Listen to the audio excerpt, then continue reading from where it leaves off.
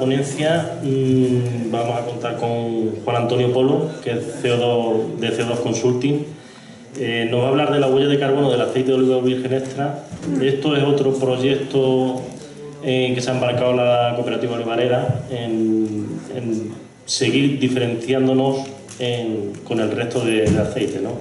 Estamos haciendo un estudio sobre la huella de CO2 en el aceite y nos certificaremos hay una certificación de la huella de CO2, que eso nos servirá pues para diferenciarnos un poco más en el mercado del aceite, pues esto que vamos, lo que hay que ir buscando es una diferenciación, porque con otros tipos de aceite a lo mejor no podemos competir y siempre hay que buscar unos mercados nuevos, dar mayor información al consumidor de lo que estamos produciendo. Nos va a explicar, bueno, pues Juan Antonio, que le voy a ceder la palabra. Bueno, buenas noches.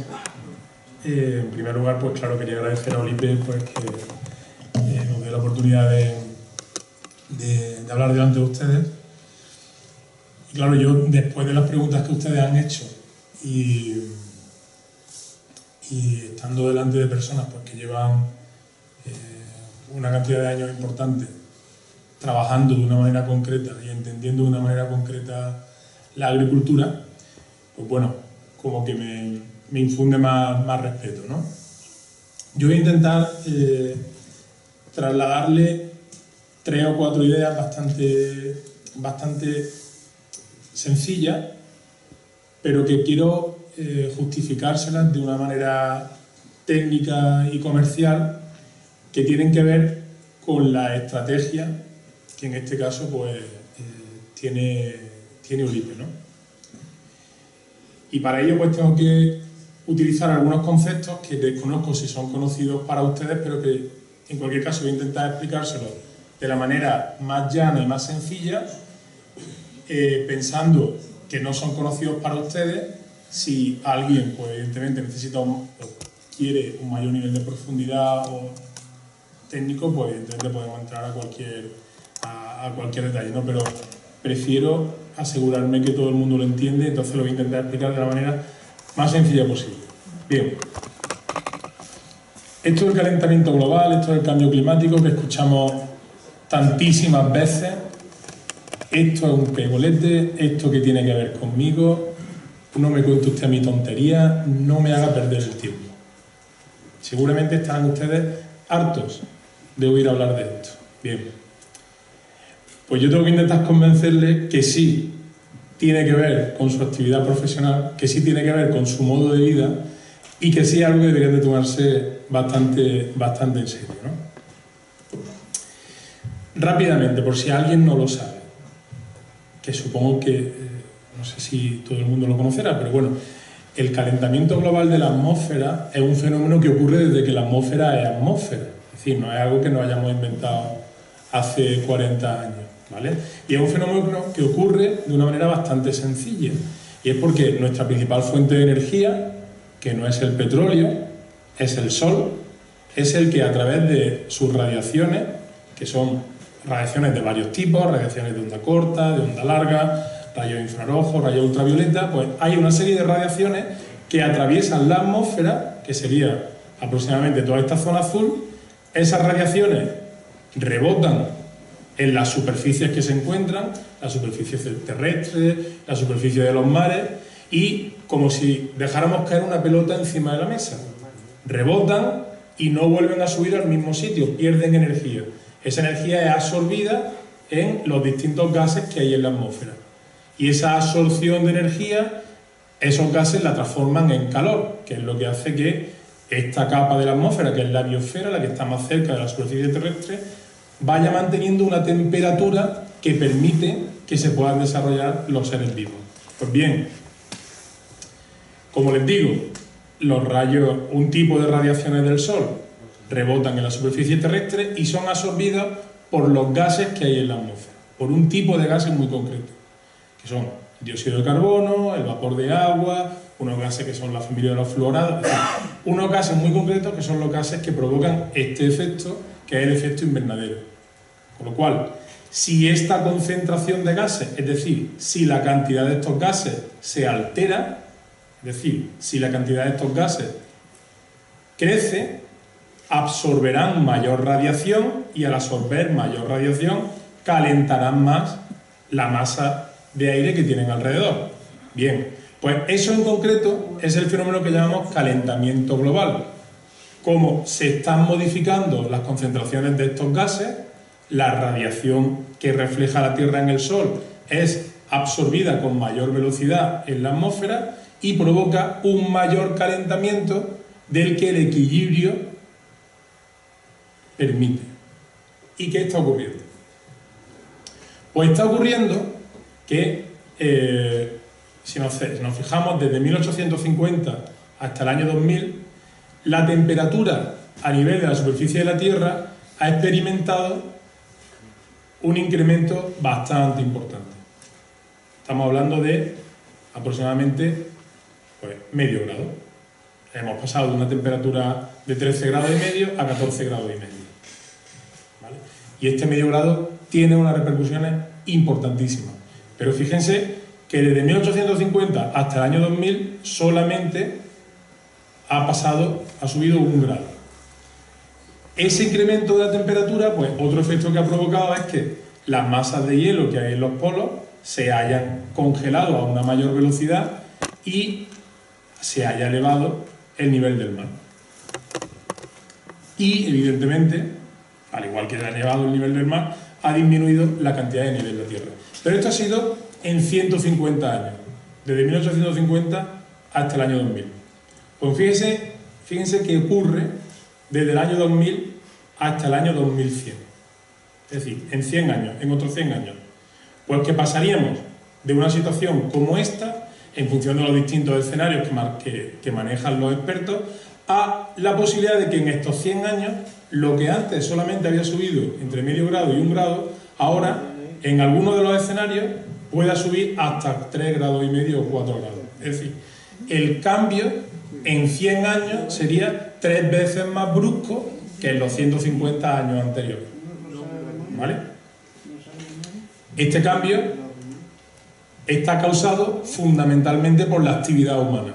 Hay un grupo de expertos en Naciones Unidas que se llaman el Panel Intergubernamental de Cambio Climático que se dedican a estudiar estas cosas. Pues bien, las líneas rosas implican o quieren explicar el efecto de la actividad humana, cómo incrementaría la temperatura por efecto de la actividad humana. Y la línea azul, las franjas azules, cómo quedaría la temperatura sin la actividad humana. Se pone totalmente de manifiesto que el principal aspecto que influye en el calentamiento global no es que en el océano Atlántico haya un intercambio gaseoso, que en la superficie terrestre haya un nivel de evapotranspiración y de respiración determinada, sino que nuestra actividad económica, industrial, cotidiana, está provocando esta alteración. Y ya descendiendo un poco más a lo concreto, este grupo de expertos, como antes citaba Felipe, han hecho una desagregación de ese impacto de la actividad humana en función de los distintos sectores económicos. Y a la agricultura y a la ganadería le atribuyen entre el 13,5% del total de la culpa, por llamarlo de alguna manera, de las emisiones, y a la actividad forestal el 17,4%. Es decir, la actividad agrícola y ganadera, los expertos entienden que es la responsable de casi el 13,5, 15% de las emisiones de gases de efecto invernadero, con lo cual tiene un papel que cumplir. Con lo cual, ¿qué efectos reales tiene este fenómeno que, como han visto, se ha acelerado, se ha multiplicado por 3 en el mismo periodo de tiempo? Como han visto, se incrementa la temperatura media mundial a nivel de superficie. Esto provoca que nos vayamos encontrando con veranos más cálidos, es decir, de mayor diferencia entre temperaturas mínimas y máximas y de menor humedad, o sea, más secos. La probabilidad de días con temperaturas máximas extremas es mucho mayor ahora que hace 150 años. Y estos desequilibrios provocan una mayor probabilidad de eventos meteorológicos extremos, sequías, terremotos, maremotos, etc. Bien, esto a nivel general, es decir, esto es lo que conocemos científicamente como cambio climático. Es decir, el clima está acelerando, está cambiando a una velocidad más rápida que el medio en adaptarse. Y este desequilibrio está provocando todo esto. Pero, ¿qué influencia o qué efectos tienen estos hechos objetivamente ciertos sobre la actividad agrícola? Pues le voy a poner solamente dos ejemplos, que yo creo que son bastante ilustrativos. Esta foto que están viendo ustedes aquí refleja cómo se ha adelantado el punto de maduración de dos variedades de uva en Australia en 25 años. De 1900, perdón, en 15 años. En 15 años. Desde 1992 hasta 2007. Y como pueden ver, estamos hablando de casi 20 y tantos días en el caso de la variedad Cabernet Sauvignon y 12, 13 días, 11 días exactamente, perdón, en el caso de la variedad Chardonnay, hemisferio sur. Pero en el caso del olivar, les quería poner un ejemplo que ustedes conocerán perfectamente. Esto es un estudio que se presentó en mayo de este año en Expoliva por este grupo de científicos andaluces. Bueno, aquí tienen ustedes una imagen de, desde 1992 hasta 2011, el periodo de floración media del olivar en Andalucía. Se seleccionaba una muestra representativa de las distintas tipologías de olivar en Andalucía. Bueno, yo he tomado como referencia, aquí lo ven, el día 120 del año juliano. Sí, 120, entre 30 a 4 meses. ¿Vale? 1 de abril. Primera semana de abril. Podemos dar como buena esa primera semana como para decir, esperamos que comience la floración. Primera semana de abril. Ustedes son... ¿No? Primera semana de mayo. Bueno, pues nos desplazaríamos al día 100. Piense que esta es la media de todas las tipologías de olivar en Andalucía. Perdón, sí, sí. 1 de mayo, sí, sí. Hemos pasado a abril, sí, sí. Perdón. Llevan razón, es 1 de mayo. De acuerdo. Asumimos 1 de mayo como inicio de floración. Bien. Pues aquí se muestra las temperaturas estimadas para el año 2046-2065, es decir, dentro de 30 años, ¿vale? Como ustedes saben, la temperatura máxima de floración del olivar está rondando los 30 grados, depende de la zona, pero bueno, se supone o se entiende que por encima de 30 grados se frena la floración del olivar. Bien, pues según esas estimaciones, esa temperatura se alcanzaría dentro de 30 años desde el día 115 aproximadamente, entre 115 121 hasta el 281, y hasta agosto tendríamos temperaturas por encima de 30 grados. Sí. Un efecto inmediato es que de aquí a 30 años el periodo de floración obviamente se ha desplazado, ¿vale? Con todo lo que ello implica en modificación de la cultura y del itinerario de cultivo y de la manera de gestionar el olivar. De aquí a 30 años. Sí. Yo veo aquí personas que seguramente me dirán que 30 años no es nada. Y yo estoy totalmente de acuerdo con ellos. 30 años no es nada. Es decir, hay efectos concretos, ¿vale? Por citar algunos, ya desde un punto de vista un poco más técnico. Como ustedes sabrán, en un escenario de mayor concentración de dióxido de carbono, la tasa de evapotranspiración de un cultivo se acelera. En términos teóricos, esto implicaría un mayor crecimiento del cultivo con una mayor demanda de todos los recursos, hídricos, nutrientes, etcétera, etcétera, etcétera. Ese incremento de productividad, sin embargo, no tiene por qué ir acompañado de un incremento de rendimiento. Es decir, porque tengamos más productividad en el caso del olivar no quiere decir que eso vaya acompañado de un mayor incremento del rendimiento graso, sino que tendríamos a lo mejor olivos más grandes, mayor cantidad, bayas más grandes y tal, pero no tiene por qué ir acompañado de un incremento de rendimiento. Pero lo que sí está claro es que sí necesitaríamos más agua. Como hemos dicho antes, se adelantaría el periodo de floración. Nos encontraríamos maduraciones tempranas con menor rendimiento. Importante. Al incrementar la temperatura media en el suelo, la tasa de descomposición de la materia orgánica se acelera. Con lo cual, el contenido de materia orgánica en el suelo se pierde antes. Es decir, tenemos un problema de fertilidad. Necesitaríamos pensar cómo vamos a realizar un aporte. Y, consecuentemente, a un menor contenido de materia orgánica en el suelo, estamos favoreciendo la erosión de ese suelo. Además, está demostrado que ambientes más calurosos producen una proliferación de patógenos, tanto microbianos o microorgánicos como de mayor tamaño, ¿no?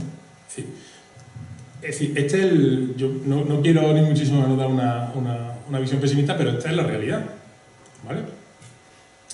Pero claro, el papel del cultivo, el papel del olivar, no puede ser solamente un papel de víctima y ni mucho menos ni de culpable.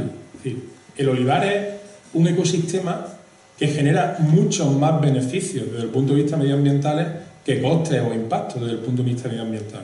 Ya se están generando diversos estudios que están demostrando que desde el punto de vista de dióxido de carbono, de concentración de gases de efecto invernadero, un olivar es un sumidero, es decir, es un ecosistema que el dióxido de carbono que hay en la atmósfera lo captura a través de sus estructuras vegetativas que crecen, que engordan y generan madera, pero es que además acaba depositándolo en el suelo, que es donde realmente se almacena el dióxido de carbono. Bien, pues, ese papel de servicio medioambiental que el olivar está haciendo a la sociedad, que está haciendo al mundo, hoy no es suficientemente reconocido. Y ustedes y las organizaciones como Bolipe, que los representan y que ejercen lobby, tienen este reto, porque quien tiene la china del zapato son ustedes. Entonces son ustedes los que tienen que, en mi opinión y con todo el respeto, cambiar un poco la actitud y tomar la iniciativa en este sentido. No tienen que estar esperando que vengan otros a cómo me lo van a valorar, a ver si lo van a tener en cuenta. No, ustedes ya tienen información, ya existe conocimiento generado. Tomen la iniciativa. Esta es una comparación que hemos hecho en nuestra empresa, que en mi opinión es brutal. Es decir, en este cilindro rojo, en positivo, estaríamos representando las emisiones de gases de efecto invernadero que genera la producción de un aceite de oliva virgen, en este caso oliva virgen extra, a lo largo de su ciclo de vida. Ahora hablaremos de eso. Pero es que el cilindro azul representa la fijación y el almacenamiento de carbono que ejerce o que realiza la superficie o el olivar necesario para la producción de ese litro de aceite. Estamos hablando de un balance de casi 10 kilos de dióxido de carbono por cada litro de aceite. Estos son datos científicos. Nuestra empresa es una empresa consultora, somos una empresa privada que trabajamos para nuestros clientes, pero esto es bibliografía científica, esto no lo hemos inventado nosotros. Bien, entonces, ante este panorama, desde el punto de vista agronómico, que es donde me estoy centrando ahora, ¿qué pueden hacer? ¿Qué puede hacer un profesional como ustedes? Tienen dos tipos de actuaciones. Se distinguen entre actuaciones de adaptación, es decir, conocemos esta realidad, nos adaptamos a ella, y en este caso ya aparecen, evidentemente, procesos de gestión o de manejo, pues adecuación de campañas, ya estamos en algunos momentos adelantando cosechas, en el caso del viñedo, del vino, es impresionante, es decir, ya nos estamos metiendo en años fiscales anteriores, es decir, ya están empezando vendimias a principios de agosto, o sea, se está trabajando en variedades mejoradas que resistan o que no tengan que no aceleren tanto su tasa de evapotranspiración en respuesta al aumento de dióxido de carbono. Evidentemente, aspectos fundamentales, la eficiencia en el riego. En el caso de esta zona quizás no es el aspecto más importante, pero en otras zonas sí. Y el otro ámbito estas serían las acciones para adaptarnos. Esto es lo que hay, pues vamos a ver cómo lo llevamos de la mejor manera posible. Pero evidentemente también podemos actuar sobre ese cilindro rojo, sobre lo que realmente es el impacto que generamos. Bien, pues ¿qué podemos hacer? Pues uno de los aspectos que ahora veremos más importantes es el uso de combustible en las prácticas de manejo. Pues una buena decisión es optar por técnicas que disminuyan el laboreo, que disminuyan la necesidad de uso de combustible, sobre todo de combustibles fósiles. En su caso, ya lo tienen bastante bien implantado, es decir, la disminución o la eliminación de la fertilización sintética. Incremento del aporte de materia orgánica al suelo. Evidentemente ustedes con la planta de compostaje de Olive están realizando una labor que tiene una doble vertiente muy interesante. Por una parte están mejorando la estructura del suelo, que como decía el señor antes, es decir, es su patrimonio. Es decir, el suelo es lo que da de comer a su olivo.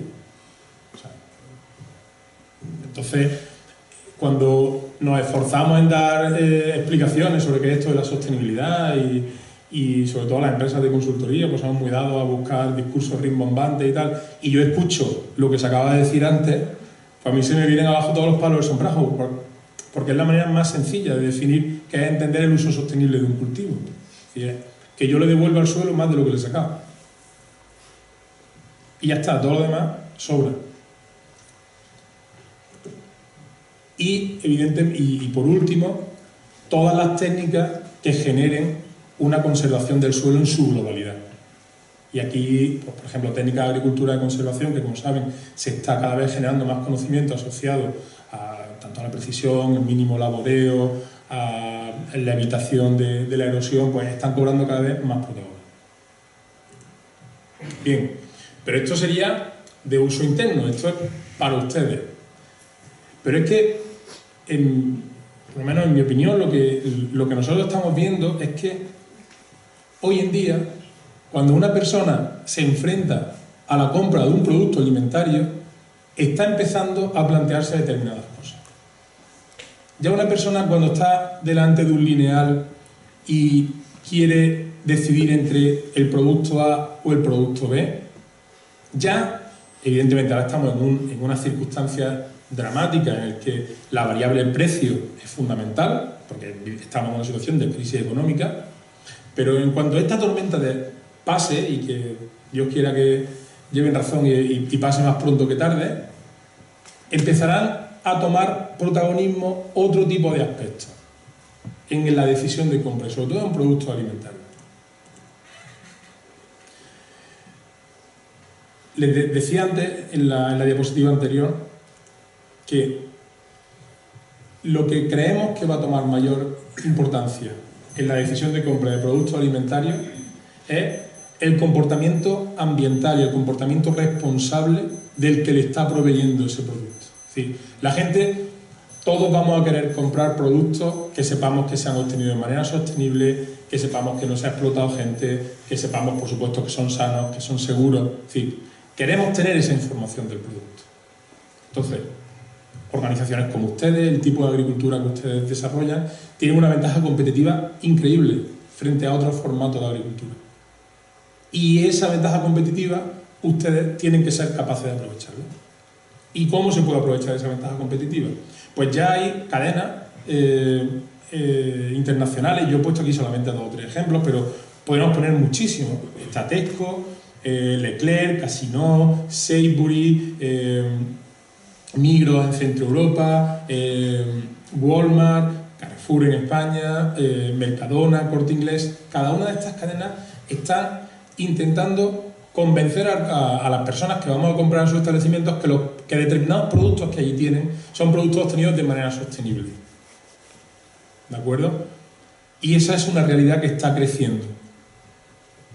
Aquí, sobre todo el ponente que va a venir a continuación mía, tiene mucho más que decir en este aspecto que yo, pero en mi opinión, y lo dejo así un poco, si sirve para el debate, las grandes cadenas o la distribución alimentaria, consciente del crecimiento de la cuota de mercado de la producción ecológica, está intentando aprovechar ese rebufo, está intentando lanzar mensajes pseudo ecológicos, con lo cual eso nos tiene que servir para abrir los ojos y darnos cuenta que vamos en el camino correcto y aprovechar esa ventaja competitiva. Y no me quiero enrollar mucho más, ¿no? Pero Yo venía a hablarle de este concepto, de huella de carbono. Pues bien, huella de carbono es el indicador que se han inventado para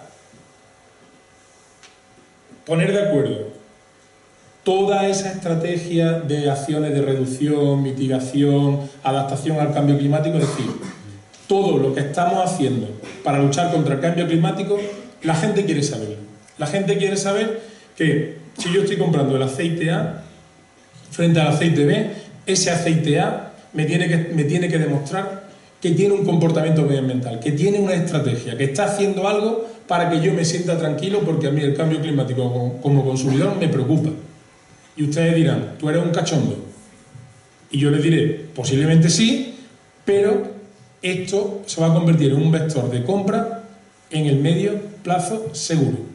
Es decir, la información ambiental asociada a productos va a tener, hasta algunos se plantean que carácter legal. Por ahora es una información voluntaria, pero hay quien se plantea que la información ambiental, la información responsable de un producto llegue a tener el mismo nivel de información que la información nutricional. Hay quien se llega a plantear eso. Entonces, este concepto, huella de carbono, es un indicador, es un modelo matemático que hacemos una serie de técnicos y que al fin y al cabo lo que hacemos es obtener un indicador para saber si lo que se está haciendo es correcto o no es correcto. Las acciones que se están tomando son eficaces o no son eficaces, pero es un indicador. De la misma manera que medimos si las acciones que se están haciendo son eficaces o no en cuanto al cambio climático, podemos utilizar exactamente una metodología bastante similar para el uso de agua, es decir, para saber cómo somos de eficientes en el uso del agua. Y utilizamos un indicador que se llama huella hídrica. Pues bien,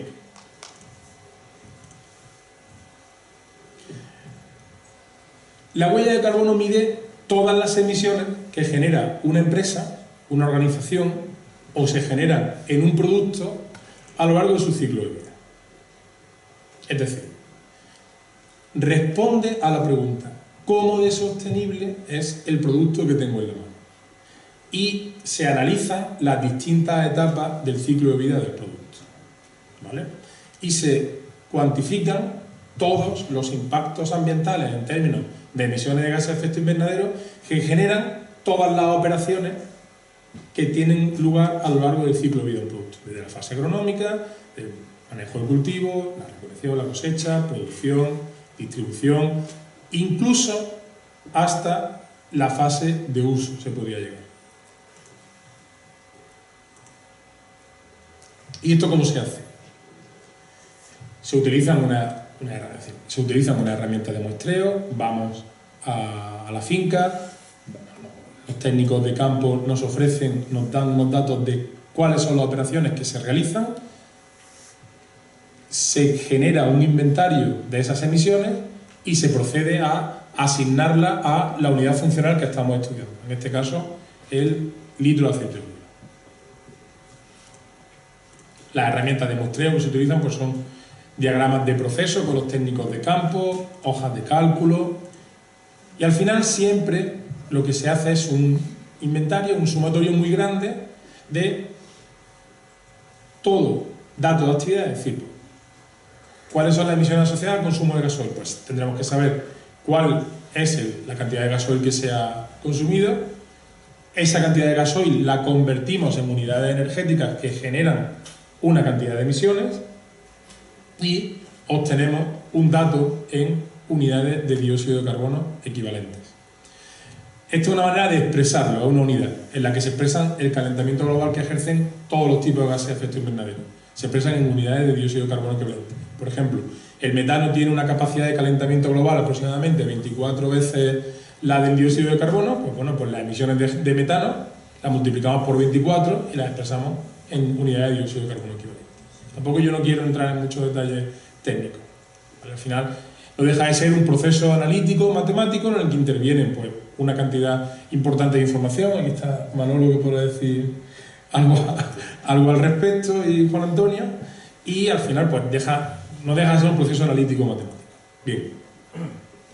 Yo les quería poner aquí resultados de qué información nos aporta el cálculo de una huella de carbono.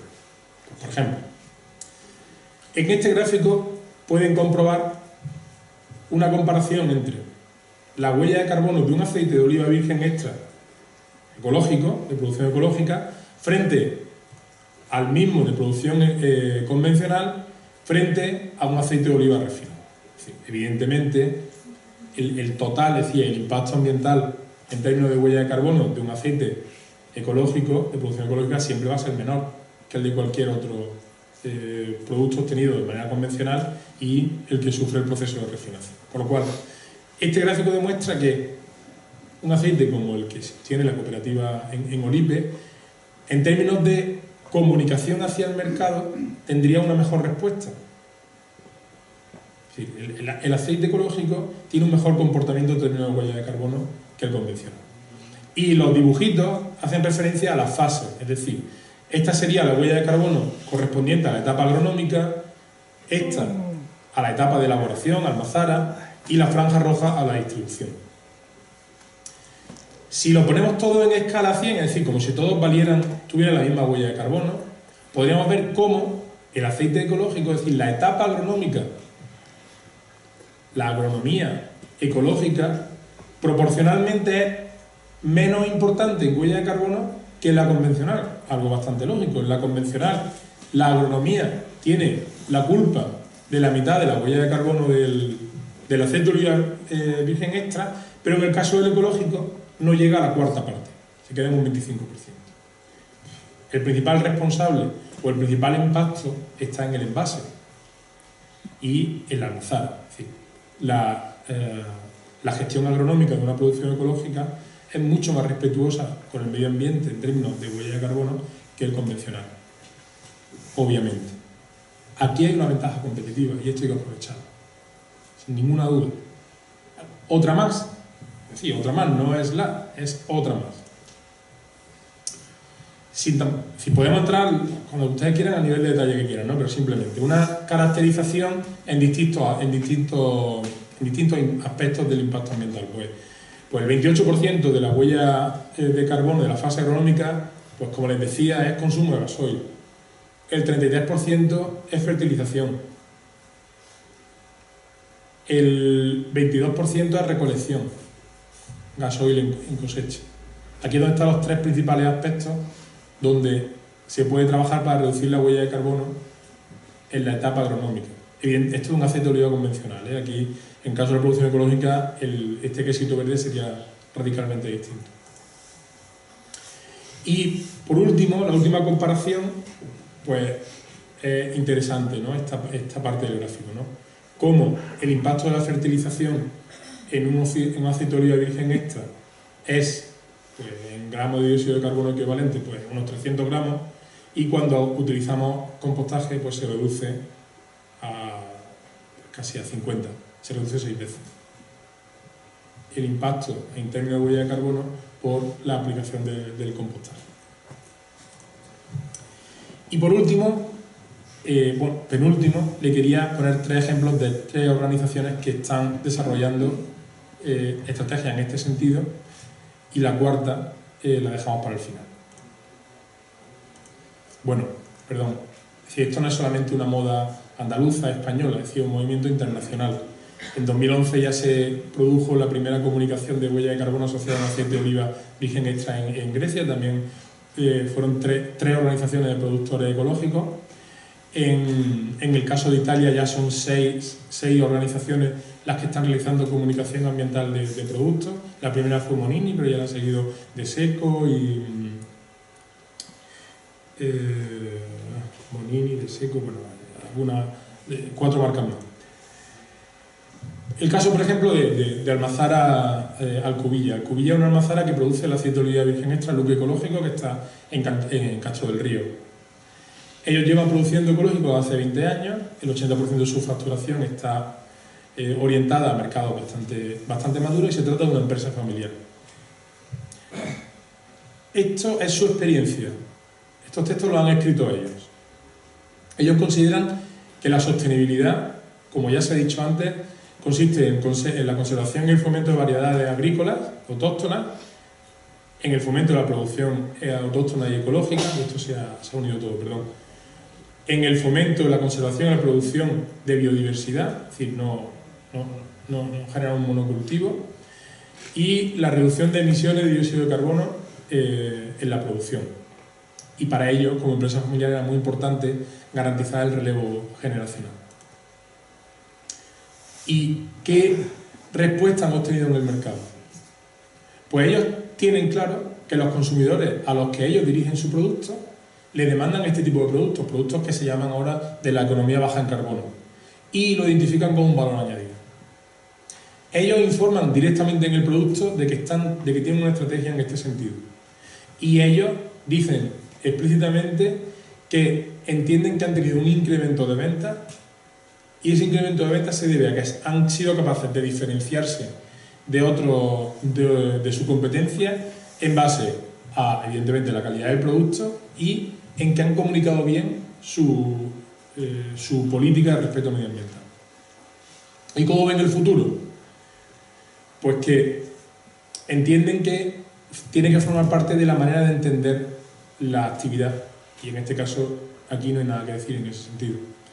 Consideran que la metodología que se utiliza, el análisis de ciclo de vida, es interesante, que no basta, como se decía antes, con el greenwashing, es decir, con pintar de verde cosas. Eso al final es agua de borraja, como se decía, es darle paga al perro de otro, ¿vale? Y que evidentemente la información ambiental debe ir siendo ampliada, es decir, poco a poco se irán hablando de otros aspectos ambientales que son importantes. Otra empresa que seguramente también conocerán, Castillo de Canena, ellos posicionan su aceite como un aceite virgen extra de muy alta gama. También un porcentaje muy importante de su facturación está en mercados maduros, y también se trata de una empresa familiar, estamos hablando de una corporación industrial. Igualmente, para ellos la sostenibilidad no es una moda, no es algo que haya que decir ahora que somos sostenibles y nos quedamos tan a gusto, no, forma parte de su manera de entender la actividad. Ellos tienen un plan, no es algo que se vaya haciendo de manera empírica, aleatoria, ¿no? Ellos consideran que la huella de carbono es un indicador eficaz, como les decía, una manera de poder comunicar algo, pero que no comunica todo. Es decir, la huella ambiental, la huella de carbono, solamente habla de eso, de huella de carbono.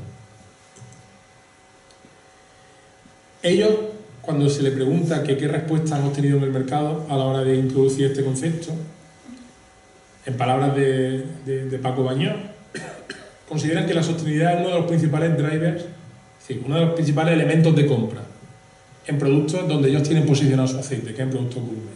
Bueno, y aquí, por favor, yo aprovecho, ayer le dieron el premio de internacionalización a la industria alimentaria, a Castillo de Canena, y como creo que esto se va a grabar, pues desde aquí les quiero dar mi felicitación. Ellos han definido este tipo de argumentos como un arma de diferenciación masiva, palabras textuales. Es decir, sus agentes en sus mercados le están viendo que cada vez comuniquen más en este sentido. Y el futuro, bueno, y por citar algunos ejemplos concretos, hemos evaluado conjuntamente que la realización del compostaje le genera un ahorro de 100 euros por cada hectárea gestionada. Y cada uno eche su número. Ellos también valorizan los restos de podo como biomasa en una planta de generación. Están también desarrollando un proyecto de optimización hídrica del cultivo. Tienen una planta de generación fotovoltaica. Han incorporado cubiertas vegetales. Tienen un proyecto de lucha biológica, otro proyecto de biodiversidad. Y creo que esta campaña, creo que es no sé si esta ya, sacan al mercado aceite de producción ecológica, y tienen también fincas en agricultura biodinámica. ¿Y cómo ven el futuro? Pues consideran que es un indicador que tiene reconocimiento en el mercado. Es decir, que el mercado ya empieza a reconocer este tipo de información, ¿vale? Y la frase textual de Paco y Rosa es esta, ¿no? La sostenibilidad es la única filosofía que les puede garantizar la supervivencia. Es decir, entendida así, como la han definido aquí antes. Devolver más de lo que sacan. Es así de sencillo. ACESUR también será conocida por todos ustedes. Pues bueno, pues también tienen una estrategia en este sentido. Ellos también, pues bueno, tienen una gestión integral del ciclo de vida del producto, tienen su planta de cogeneración y de aprovechamiento de alpiolujos, tienen una planta de producción de biodiesel y otra de fábrica de pellets. Ellos lo que han hecho es generar su propia etiqueta que incorporan en el aceite refinado al español. Y de esta manera le trasladan a su cliente que tienen un compromiso para reducir la huella de carbono. Y el último ejemplo que quería citarles son ustedes. Olipe está desde hace unos meses trabajando en un proyecto en este sentido. En un proyecto en el que se va a convertir en el primer aceite de producción ecológica que va a calcular la huella de carbono de su producto y la huella hídrica. Es decir, va a tener esos dos indicadores perfectamente definidos y verificados por una entidad independiente para poder comunicarlo en el mercado y para poder realizar estrategias similares a las que ustedes acaban de ver. La idea del proyecto, el proyecto pues está siguiendo una serie de fases.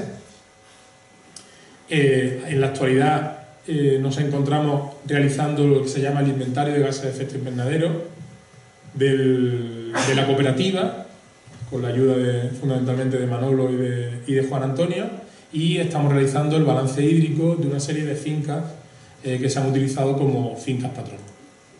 El cronograma que nos planteamos en el proyecto, que lo comenzamos en mayo, si no me equivoco, abril-mayo, ¿no? Un proyecto que finalizaremos a final de este año y bueno, pues que terminará pues con la verificación de la huella de carbono y de la huella hídrica de vuestro aceite. Estas son las distintas actividades que hemos tenido en el proyecto, pues desde la elaboración de los diagramas de proceso tanto en campo como en Almazara, se han realizado todas las plantillas de toma de datos de actividad, se está realizando una memoria de análisis de ciclo de vida, un análisis de ciclo de vida del aceite tanto para la determinación de la huella de carbono como para la determinación de la huella hídrica, se está determinando las distintas componentes de la huella hídrica y a partir de aquí se elaborará unas propuestas de mejora para tanto proponérsela a los agricultores que mejoren la eficiencia de sus técnicas agronómicas como de la propia gestión de la almazara.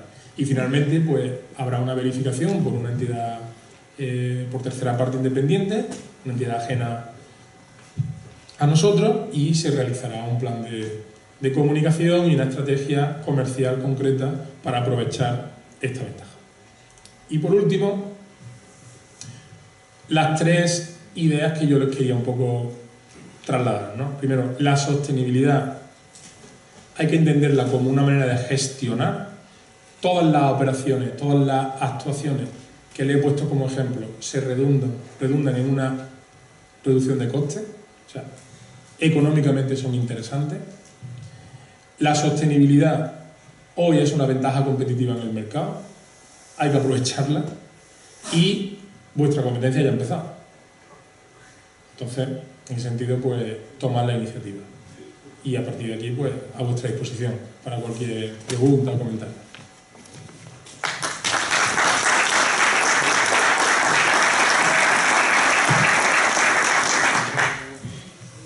¿Hay alguna pregunta?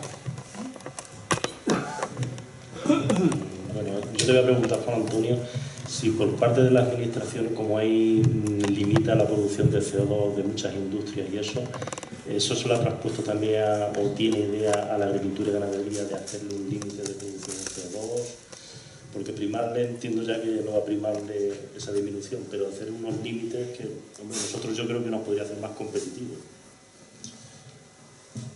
En el ámbito, a ver, la respuesta es no. En la legislación relacionada con el cambio climático, sabéis que hay un protocolo que se firmó hace ya casi 20 años en una ciudad japonesa, se llama Kioto, el protocolo de Kioto, en el que los principales países industrializados, menos Estados Unidos, China y algunos más, se pusieron de acuerdo para limitar las emisiones de gases de efecto invernadero de determinados sectores industriales, los que consideraban que tenían un impacto directo en el cambio climático. Entre esos sectores industriales, aunque estaba catalogada, la agricultura y la ganadería no formaba parte de ese acuerdo. A ese tipo de sectores se les llama sectores de emisiones difusas. Pues bien, toda la legislación ambiental relativa a la contención de emisiones de gases de efecto invernadero se aplica sobre los sectores de emisiones directas, entre los que no están ni la agricultura ni la ganadería. En ese tipo de sectores todas las medidas son de carácter voluntario y los países sí firmaron un compromiso para incentivar a que en esos sectores las emisiones fueran reduciéndose paulatinamente. Pero el escenario actual no es legislar ni regular en esos sectores. Sí.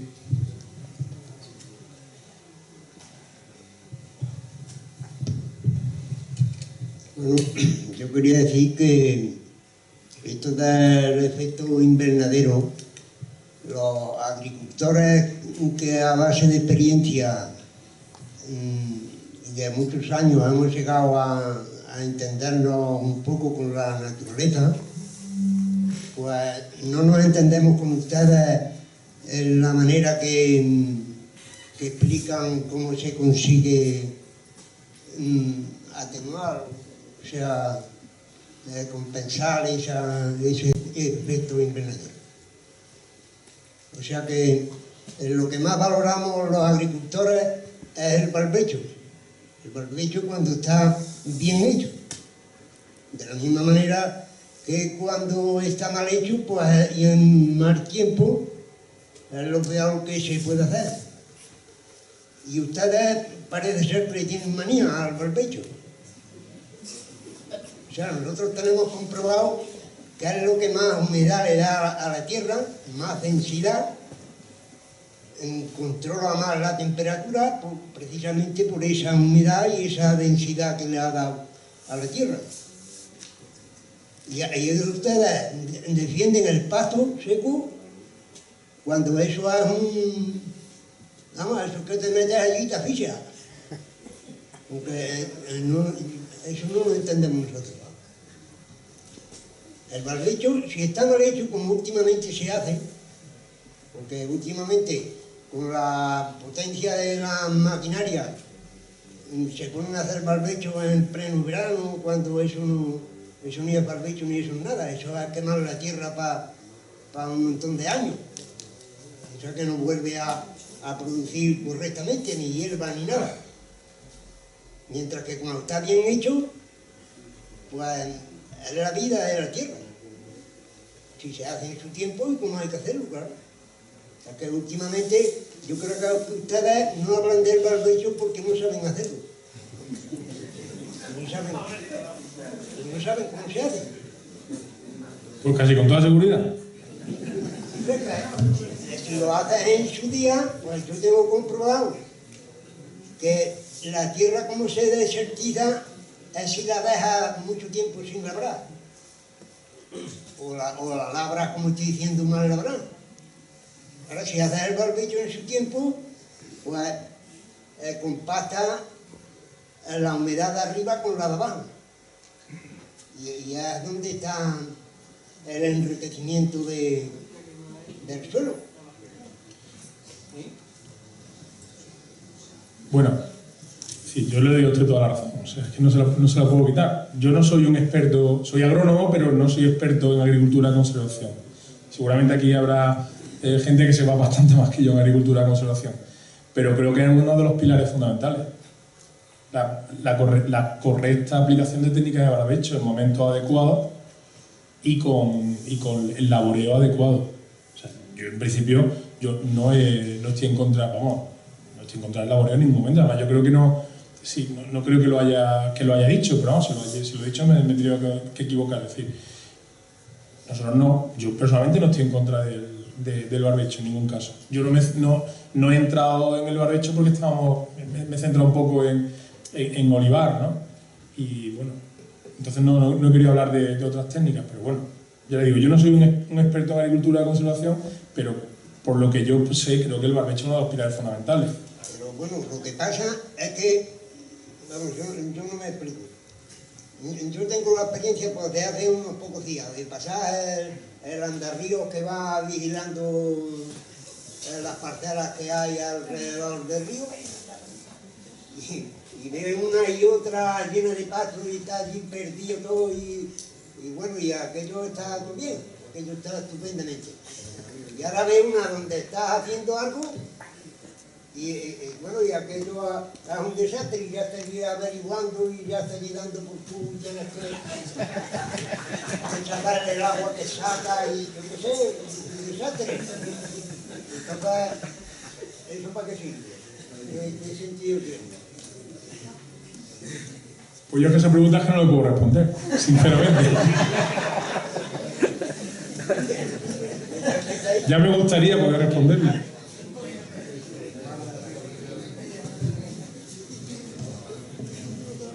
¿Hay alguna pregunta más?